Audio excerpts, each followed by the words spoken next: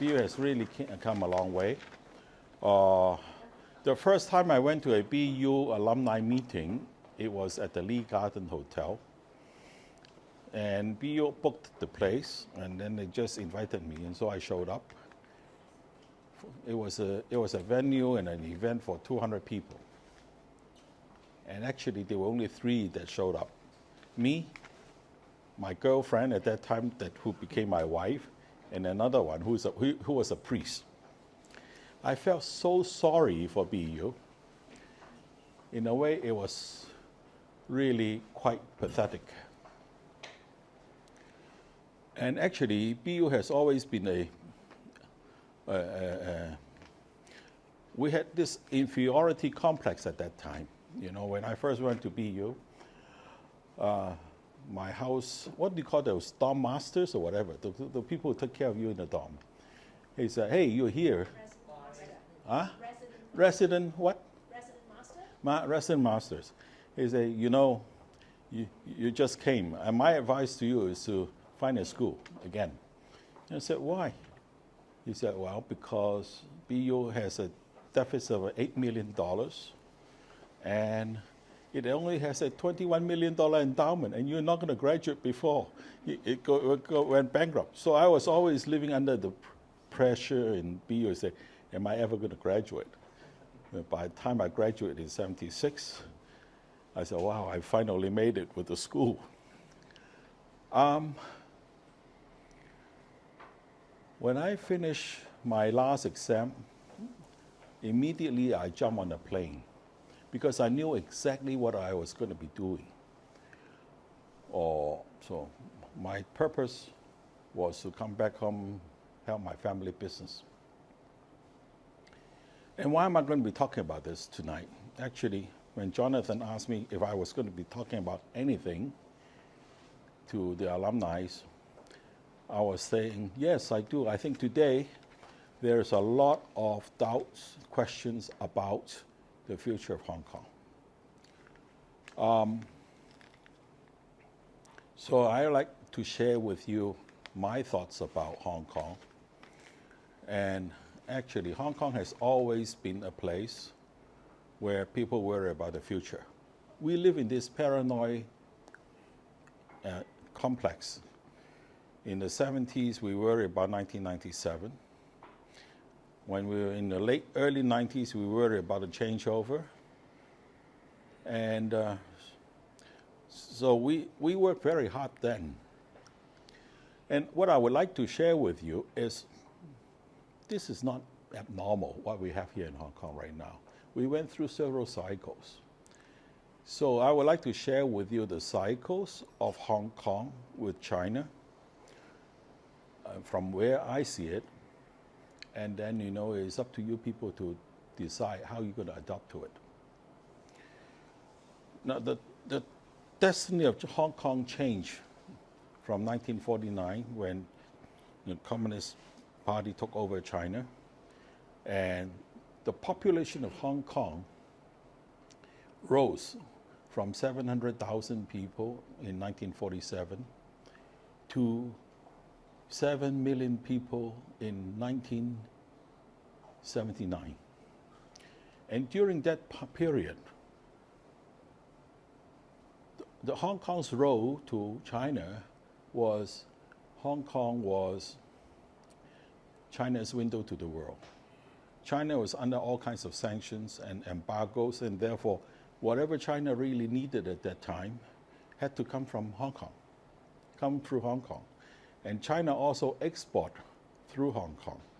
Now, what you know about today, the Canton Fair, that was the only time that China could be selling things outside of Hong Kong, outside Hong Kong. So Hong Kong was China's window to the world. What we had at that time was a lot of people coming in from China. They brought talent, they brought money, and they brought actually a lot of cheap labor. And then we started light industries in Hong Kong. We had plastic industries making flowers. We had toys. We had garment factories. And that was about it.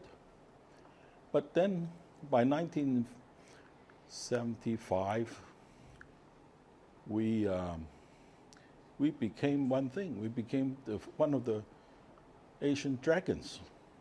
You know, we started a lot of trade. So Hong Kong people are very resilient.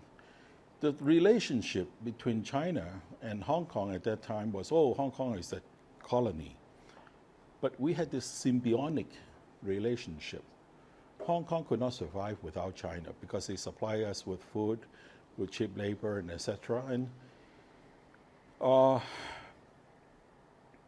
China also needed us to reach out to the world. And then that was why Hong Kong was the window of the world. The second stage was about 78 until about 1995, when China decided to have a reform.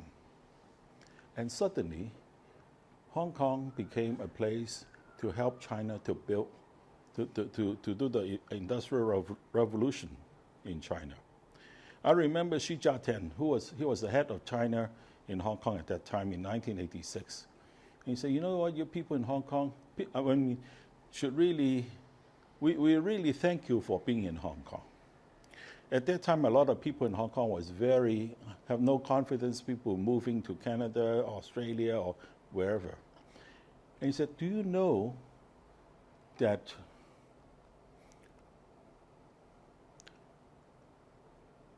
Hong Kong entrepreneurs have 4 million workers working in Pearl River Delta, 1986. That was a number that shocked me. Because at that time, China and Britain has already decided that Hong Kong was going to go back to Hong Kong, to China in 1997. And a lot of people did not have confidence. And was it really? In a way, yes. But in a way, a lot of people move into China to continue their business. Now, just a matter of interest. In 1983, China instigated the 4 special economic zones.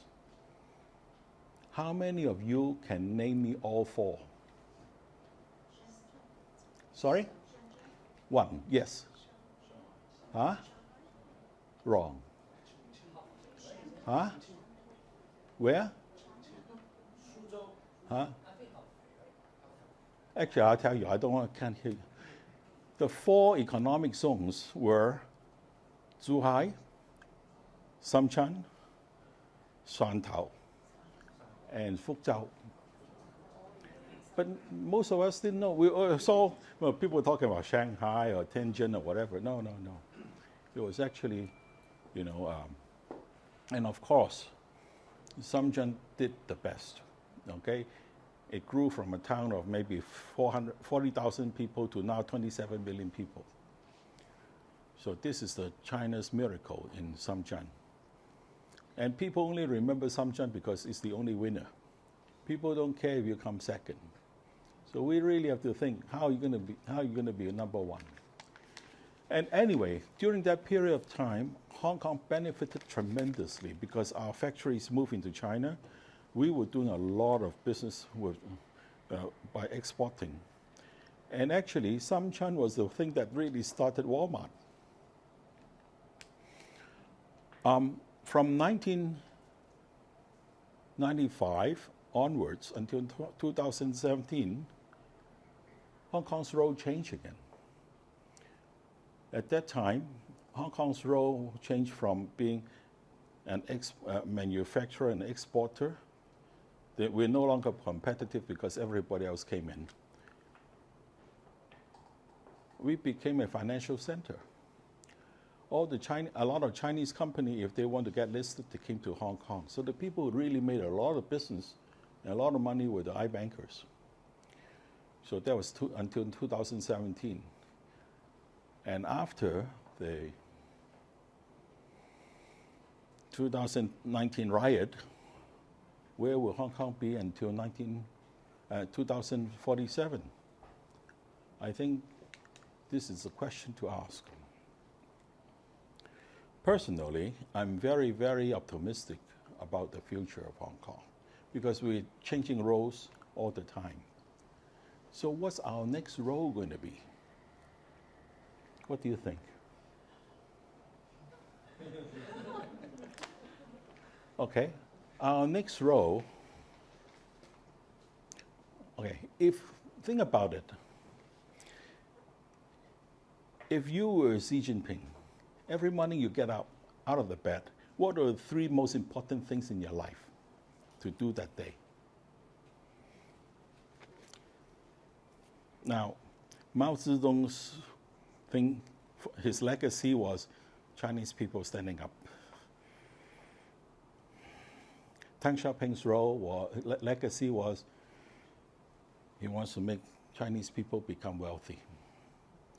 And what is Xi Jinping's role? Huh? Unification.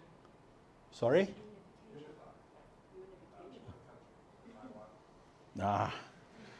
Taiwan is irrelevant, in my humble opinion. Okay? I think Xi Jinping's role is he has 3 priorities in what he's doing every day. The first thing he thinks about is how I'm going to improve the life of the people of China. He already lifted 750 million people out of poverty. How is he going to improve it? The second thing is how are we going to be making sure that we don't get messed up like America so that they can invade China? And what's the third thing? That's his real legacy. That is, Xi Jinping's biggest idea is Belt and Road. Belt and Road is China's biggest idea. Now, today you see what happens in BRICS. These are all part of Brick and Roll. Brick and Roll is the biggest thing that happens to China in the last 1,000 years. And he's working on that. So we're going to ask ourselves,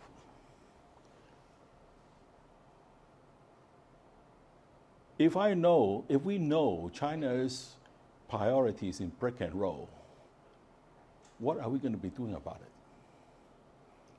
it? Okay? Just like the previous 40 years. If we know China's priority was going to be reform, our entrepreneurs, our industrialists moved to China to help them set up and do all those things. And when we knew that China needed, when it was first found under the Communist Party, there were no resources. We were helping them to get resources into China. And now, when China is coming out, how are we going to be, what's our role? What will be our role in this Belt and Road? And I think right now, there are a lot of talks and noise about Belt and Road in Hong Kong. I recently went to a summit there. There are a lot of conferences about that. This is just like in 1982 when people in Hong Kong were talking about how are we going to be moving into China and start our factories there. We have people like Wayne. Your father, how big was his factory when he was in Hong Kong? It's just a few floors Huh? industrial. It's just a small factory in industrial building, a few floors. And how many times did he expand in China? 100 times? Even more. This is the story of Hong Kong. This is really the story. So, in the coming 25 years, or until 2047, when we celebrate 100 years, I think this is the biggest thing in Hong Kong. What are we going to be doing? What are we going to do about it? Now, what am I going to be talking about is I'm going to give you the background. I gave you where Hong Kong came from and where we'll be going. So what do we do to adopt ourselves to the new 25 years? This is the thing we're talking. I'm suggesting to you all. A lot of people There are successful people, they can see opportunity where people cannot see. Losers will see opportunities and they can't see. So what are you going to be? How do you prepare yourself? I think that's the important thing. Now, I can only share with you my experience in the last 45 years while I'm working in Hong Kong. I think I did okay. And I always start with 3 questions. Who am I? What am I doing here? What can I do to help? And if we have to Hong Kong, we should ask ourselves, who are we? What are we doing here? What can we do to help? We all understand this relationship between Hong Kong and China. Hong Kong cannot exist without China. And well, I think China today can say, well, you have to find a new role to give us some of your usefulness because we can exist without you. So we have to work very hard to find a new adaptation to it. And I think the opportunity is really with the Belt and Road. How does Hong Kong become how many people here are in the finance business? 1, 2, only 3, 4, okay. The future role of Hong Kong, just like before, is going to be how do we become a financial center for the Belt and Road Initiative, okay? Just like, in the 70s, Hong Kong's role, in the 80s, Hong Kong's role in helping China's export. What was the most important instrument in Hong Kong to do that? Was Trade Development Council. Hong Kong people get together and they work very hard, but they need to be seen helping the country. So, Belt and Road was something that we have to ask ourselves, Hong Kong in general, where are we going to be? Now, a lot of you are going to say, hey, I'm not in the financial business, what am I going to be doing? I don't know. But I'll share with you something. In 1978, when I first heard that Deng Xiaoping was going to start the economic reform, there was only one thing that was in my mind. That one single idea was, I think I have confidence in Deng Xiaoping doing this economic reform. How am I going to help? How am I going to take advantage of it? I know nobody in China, and I don't even know what China needs. So what could I do? But I just know for one thing. Economically, Hong Kong will be very well. Somebody will be taking advantage of it. So what did I do? In 78, I once saw in a newspaper that Li Ka-shing was developing a building in the Road Central, at Pettit Street and the Road Central. Immediately, I went to see my mother and said, hey, this is going to be good. And my mother said, yeah. So I said, okay, we know somebody who can reach Li Ka-shing. Can we go and buy a floor there? But you know what? The thing is that the 3 years before that, when I came back to Hong Kong, I fixed up my family business finance, and so I knew I had a lot of money. But I fixed it up. Then we bought a building. We bought a floor of the building with a partner. And in 2 years' time, I sold that property for, well, we put $2 million down.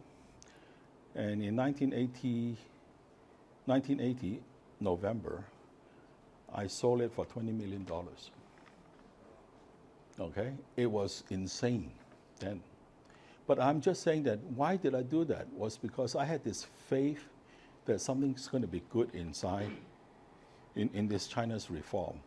Now, can we have this faith in what the country has been doing lately? I would like to suggest, yes, you can take a look at it. You may be listening to a lot of media saying, hey, this is not working well, they're having a recession or whatever. But I'll tell you one thing. I travel to China a lot. How many people travel to China more than 5 times a year in the last 12 years? You should see more. A lot. Those of you that don't go there, you should go and see more. Do you know what was China's trade surplus in 2020, June 2022 to June 2023 to June 2024? Anybody has any idea? Nobody. Who is in the finance business? You should know. Do you know?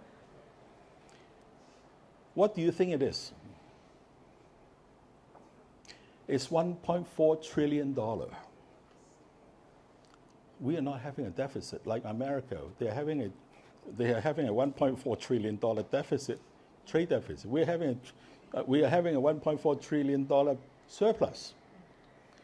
The Central Bank of China, the governor, central bank's governor, every morning when he wakes up, he has a problem. What is this problem? How am I going to take care of the $3 billion that comes into the bank today and every day? But then we say, a lot of people say, oh, in Hong Kong, our export is very bad to America. But America is not the only place to begin with. And we are exporting something that is not through the South. We have a few things that is very important now. 5 years ago, we did not export a single car. Today, we are the largest car exporter in the world. Together with the,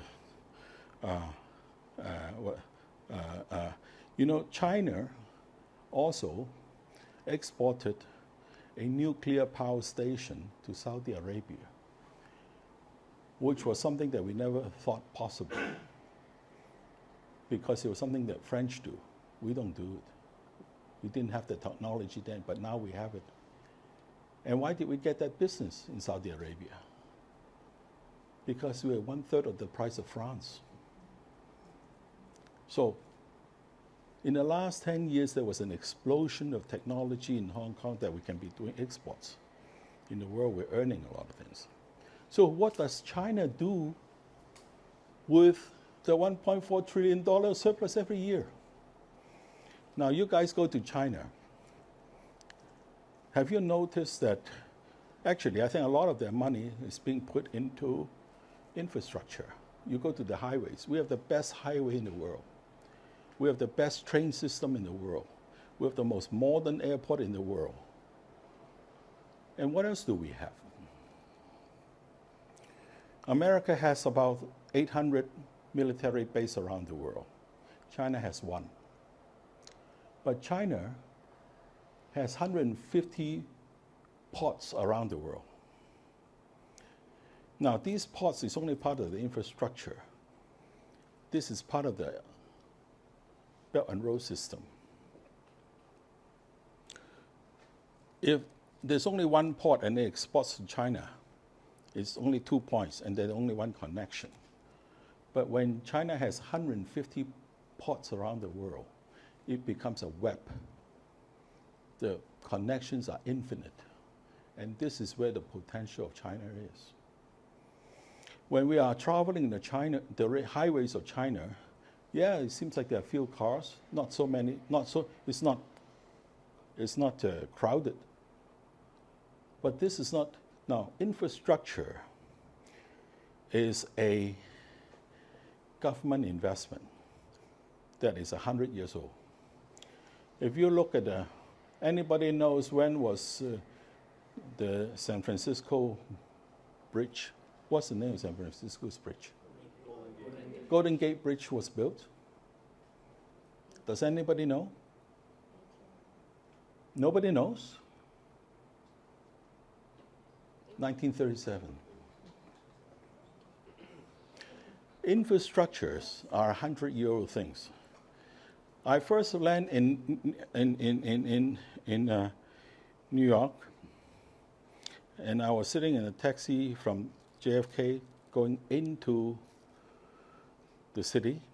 At that time, it was the most modern city in the world.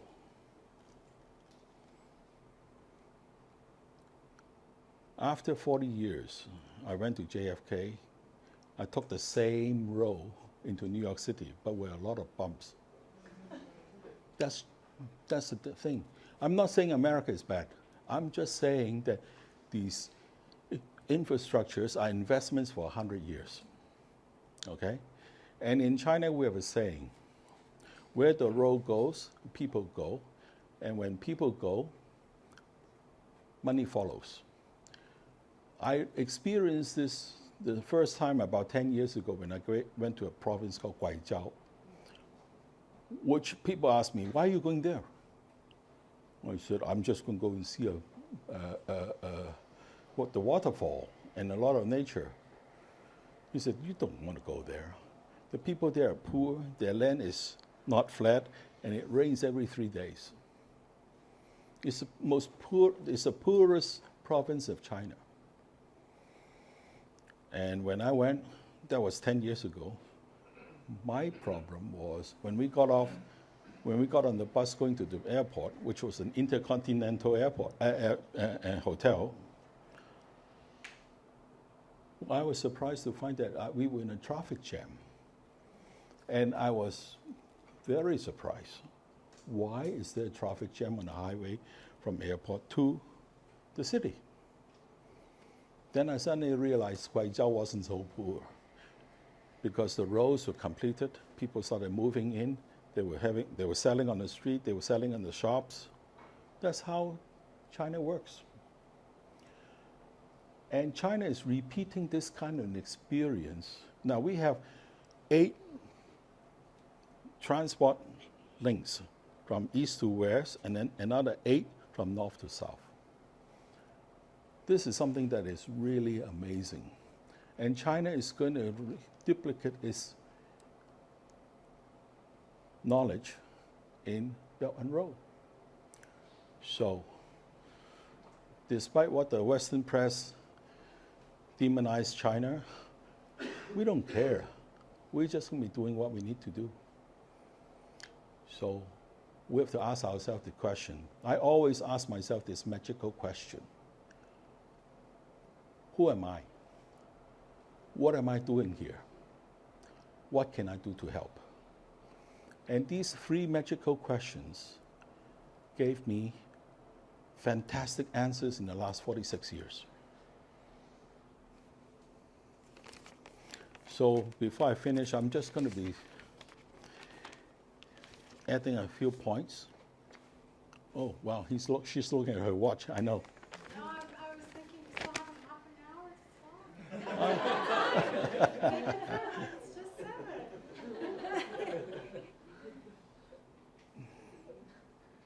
I can't even read my own writings.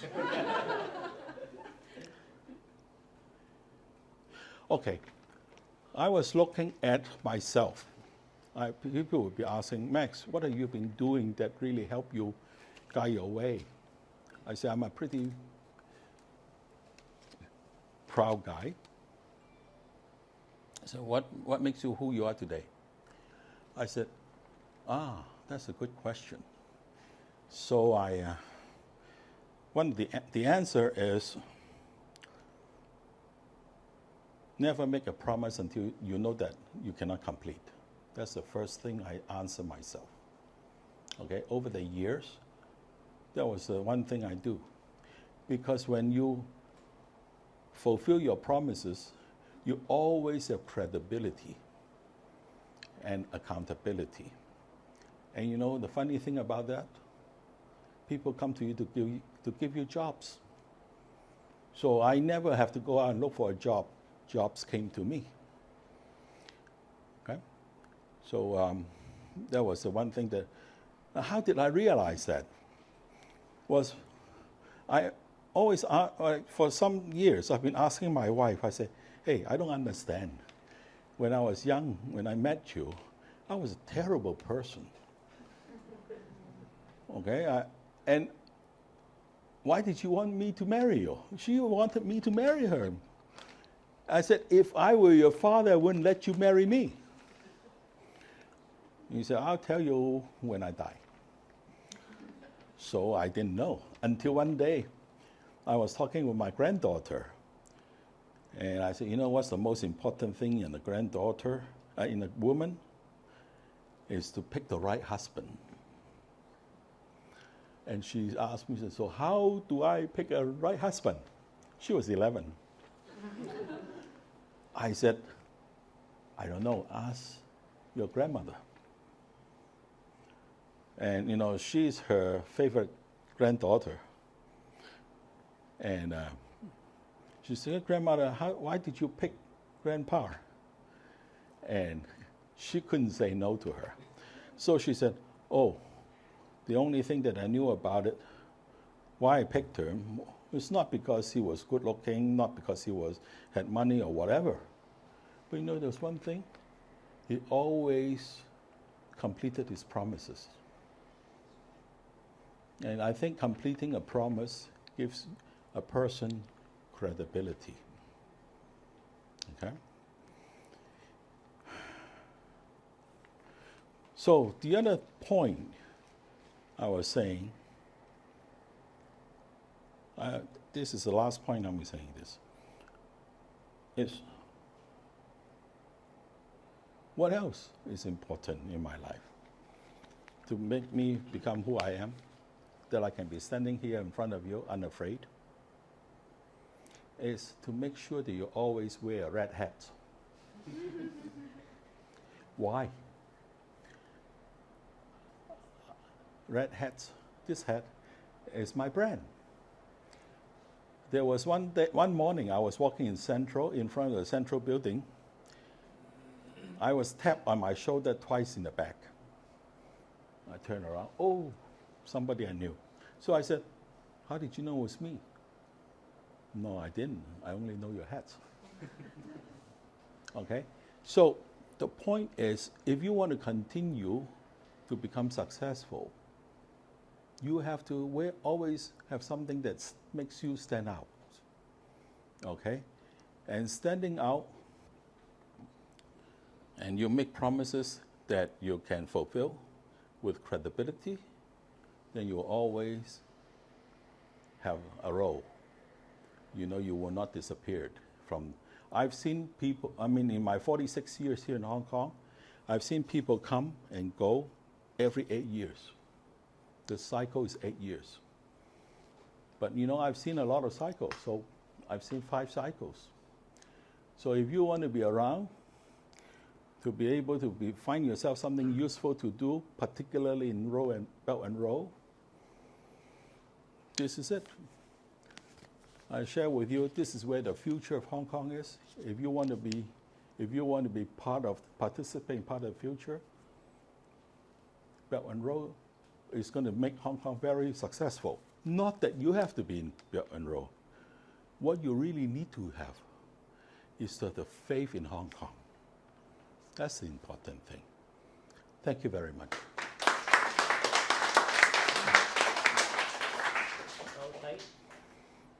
Well, thank you, Max, but I'm sure audience have some questions for him, so anyone, feel free to ask a question.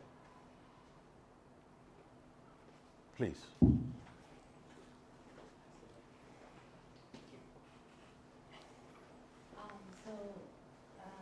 I'm curious, is there anything that you regret about, and then if you have a second chance, you wanted to do something different?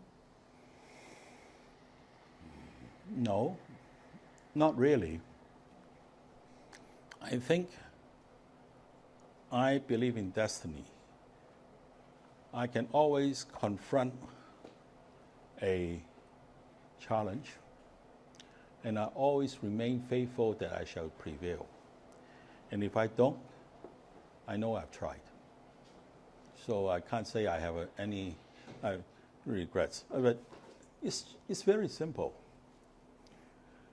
What you really need, what I did was between 18 and 29, 28, that 10 years, I asked myself 4 questions. Remember, always think of things as questions. Ask questions. I had 4 questions for myself. The first one was that had to do with BU. I was 17 and I was applying for college. And so I wanted to go to a business school, and I want to be in Boston, and I can't get into any other places, so I went to BU, natural. So I applied for it, I accepted it, and I was so happy. But then my college counselor didn't like it. So when he knew that I want to go to BU, he said, no, come to my office. You cannot go to BU. I'll find you another college. I'll call the school and they'll accept you. I said, I applied for there and I already got accepted and I paid my deposit. I'm not going anywhere. And he was very upset. He looked at me and he said, if you decide to go to BU, don't ever come to see me again. I said, well, the school has only 2 months to go. I don't give a damn. But that day, I learned one thing. I have to take responsibility for my decisions. So if you take this responsibility for your decisions, you don't regret. So when I was 22 and I finished school, I jumped on the plane. I had the determination to come back and work well and do well for my family, the family business. So my second question was how I'm going to make my family, bring honor to my family. Then, when I was 25, my wife asked me, she said, hey, you better get married to me. And I wasn't ready. Because, hey, you know what? I'm young, I'm doing well, I have lots of money. Why am I getting married? Why am I going for the leave instead of forgetting the forest? But then, sense came to me. I asked myself, I said, if I go on and play for a few more years, yeah, I'll have fun. But when you decide to get married, will you have somebody as nice as her? And I thought to myself, said, no, probably not.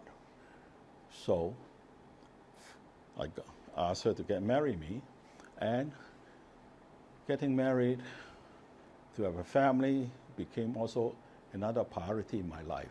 So my priority in life first is to myself, being accountable. Second is to the family business. I have to bring honor to the family. The third was to the real family I created. And the fourth one was about 27. I was at that time serving at the hospital. And it was a very prestigious post. And I was being asked to become the chairman. I thought it was a great commitment, very hard. I wasn't ready. Nobody knows who I am, and I was only 28, 27. But I thought to myself, I said, this is a great opportunity. So I said, okay, I'll take it. And there was a commitment to it. I worked very well. That hospital, the chairmanship of the hospital opened up my world. I opened a lot of doors for me, and that helped. So it was my commitment to the community. So throughout my life, I have 4 priorities. One is to myself, to be responsible. Second is to my family business, that I have to bring honor to it. Third, I have to take care of my own family. And lastly, how do I support the community? And somehow, after 30, all the decisions that I made were based on these 4 questions. It is like a compass, north, east, south, and west. And when the right moment comes, the compass will point in the right direction to make that decision. So I never really had much to regret. Wow, too long a question, too long an answer. But it was a question well asked. That's why you get a good answer. Thank you, Max and Stephanie. I wanted to ask two questions. I think the first one... Don't be too greedy, one will do. I think we're really, I mean, the topic today also, one of the topics was past and future of Hong Kong, right? Yeah. I think the people who are sitting here definitely have a lot of confidence in Hong Kong. That's why we're still here. We're here. And, but then we are going through a little bit of a difficult time right now, especially like the retail. Not little, it's really a lot. I'm in the retail business and I know that. Exactly. So as a chairman or as a executive to a retail brand, how do you overcome this right now? And what kind of message are you passing on to your staff or your team? I'm interested to know. But my second question is also, yes, I think the future is financial health for Belt and Road, right? But that seems to be a little bit far reach for a lot of youth who is still wondering what the hell's going on? I can't foresee my future. Even with that, it might benefit a small group of people or a small sector of individuals. What kind of message can we actually pass on to our peers or people who are graduating from BU? So that was my Sorry, what was your first question? I already retail, forgot. I know. I'm gonna say Okay. Now, in terms of my business, despite the fact that I'm in a retail business, actually, I like to study cycles. And I've studied a lot of cycles in the last 45 years. And usually the cycles of Hong Kong was about 8 years. But this cycle, starting from 2004, was so extended that by the time of by 2017, I said, this can't go on. So I prepare myself financially. It's like, when you see, when you're sailing a ship, when you see a gathering storm, you sail back into the harbor, you bring down your sails, and you just wait for the thing to happen. And fortunately, I was right. So my business, our balance sheet has never been as good as it is. So I'm just waiting for the opportunity to come again in about 3 years' time. So if someone was overextended, that's unfortunate. But right now, this is a time that I train my people. I spend a lot of time training my people, making sure that they are competent, to confront the coming challenge again. Because I think in 2-3 years' time, we'll be doing great again. But this time is hard. Why? Because if you really look at cycles,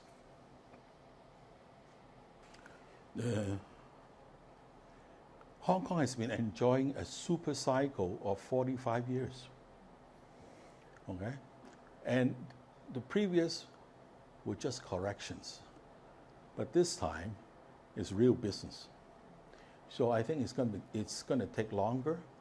And I think whatever I look at, the only way out of all this is to tighten our belts, work hard, and have faith. Hong Kong is a very resilient place. But on the other hand, I have to warn you. The problem that now we have in Hong Kong is a really bad one. We are so overpriced because we peg to the dollar. The dollar is very overpriced. It's no accident that people move to some China and spend money there. Because we're just not right. A doctor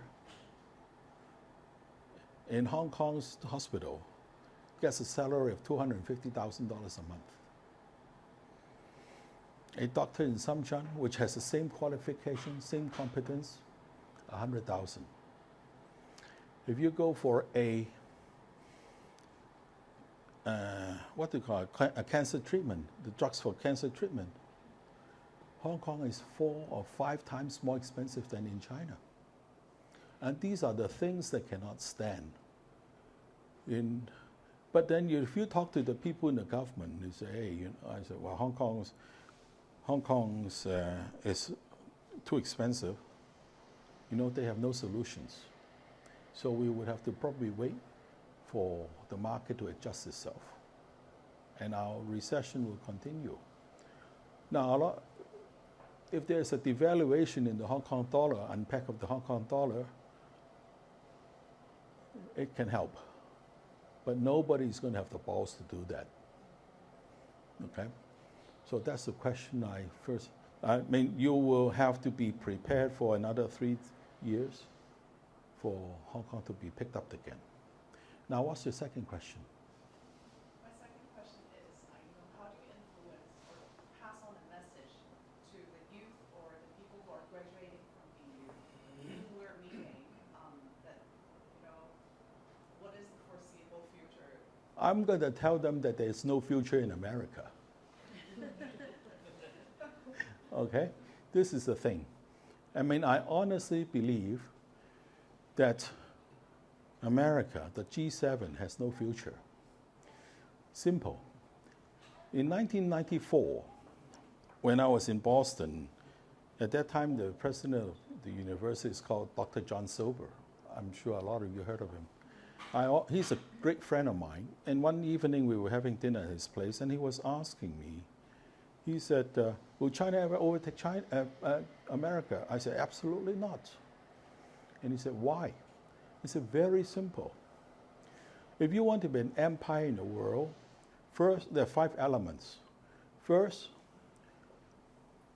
you have to have a global military force that you can project your will anywhere in the world.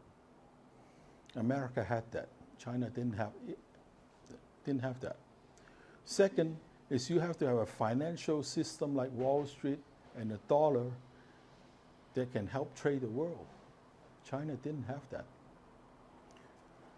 Thirdly is that I said you need to have a peaceful power transition, and your election help you to do that. Fourthly, you have the most fantastic cultural domination in the world through Hollywood. China didn't have that. And lastly, of the 10 greatest universities in the world, 8 of them are in America. China don't even have one. But today, when we look at it, well, he was very comfortable. He died a few years afterwards, knowing that America is still number 1. But today the role has changed. And we are going into a very complicated world, very, very dangerous. And I have no solution. I'm just afraid. So I just want to share my opinions with people like you here, so that you are aware of what's going on, and you decide how you're going to be working for. Because my life is going to be another 10 years only. Yours is going to be another 40 years. And it's really up to you to decide. I probably won't see any bad problems, but you might. Then you will have to adapt yourself to a new situation. Have I answered your question? But I think the most important thing, always, always, remain faithful, you will prevail. That's the only thing I can say. Okay? Are we up?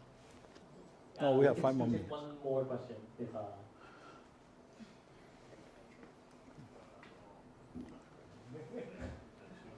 Thanks for sharing. Very wonderful. Since you talk about faith, my question is, where does the faith coming from? Faith. Yeah. When you say you have faith in Hong Kong, do you have faith in the city, in the people, in the system, or in the leadership? Yeah. I don't know where it comes. I don't know where it comes from. I mean, recently we listened to the budget. Can you tell me one thing of the budget that makes sense? I can't. I mean, hey, but then the last 70 years of Hong Kong, from what I know of the last 60 years of Hong Kong, Hong Kong will somehow take care of itself. The only thing that I'm afraid of today is outside forces that wants to ruin Hong Kong. And do we have a problem? Yes, we do. And what's the problem? Is that the war that is going on between China and America now. They started with trade war, they started with tech war, they started all kinds of war. I don't believe there will be a nuclear war, but I do believe right now we are going into the final phase of the financial war. Now, the last 5 years of Hong Kong, our economy has been very bad. Why? Because America has been consistently trying to ruin China's economy and Hong Kong's economy. They're calling about risk off, so they're selling off our stocks. We are very low priced, and I think the financial war is on, and particularly so. If China has a financial war with America, where is China's Achilles heels? It's Hong Kong, the PEC system of Hong Kong. Now, Hong Kong has been very convenient to China. Hong Kong has been very convenient to China for one thing. The renminbi most of the time is not convertible, but Hong Kong is. Through the Hong Kong PEC system, it's very convertible. In 2019, during the top of the riot, Pompeo will ask the question, Hong Kong like this, can we switch off the SWIFT? Because if we switch off the SWIFT, if they switch off our SWIFT, we might have a problem. Then they found out they couldn't switch off the SWIFT. Why? Because Hong Kong was responsible for all the transaction of China through SWIFT in Hong Kong. And it's in the Hong Kong Bank. Who told me this? The chairman of Hong Kong Bank, the chief executive of Hong Kong Bank, David Liu. That evening we're having dinner. And America decided they couldn't switch off the SWIFT, because Hong Kong's trading at that time was approximately 40% of the turnover. If they switch off the Hong Kong SWIFT, the entire SWIFT would collapse. So America cannot do this to Hong Kong. America did that later to Russia. But America cannot do that to China. Not yet. So where's the Achilles heels?